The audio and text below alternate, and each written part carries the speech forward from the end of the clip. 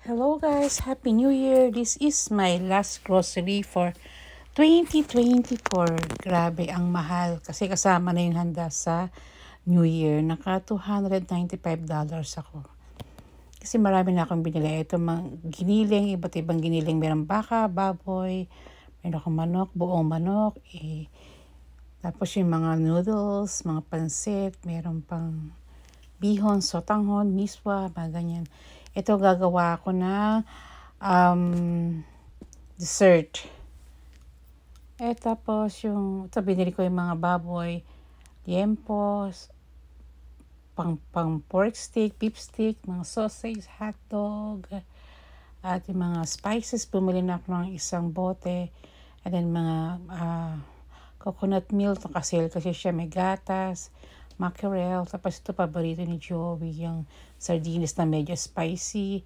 Meron ako ampalaya, lemon, sibuyas, cucumber, hindi kamatis yun, apple, green apple. And then talong, carrots, red bell pepper, merong broccoli, may papaya. So ito, bumili na ako ng brown rice, yan, and then soft drinks, and then bumili ako ng eggs, nag-sale yung toothpaste. So ito naman para maging healthy tayo para sa mga kakain nating mga fatty foods like baboy. Mga ganon. Yan ba mag-shake tayo ng avocado with kefir milk. So ito niluluto ko yung pork steak, Filipino style. Yan, ang hirap ng pigain ng kalamansi. Ang tagal kasi galing fridge.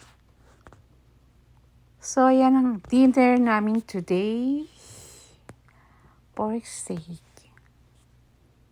Yan, bilisan mo naman. So ito, hinanda ko na yung lamesa namin for New Year.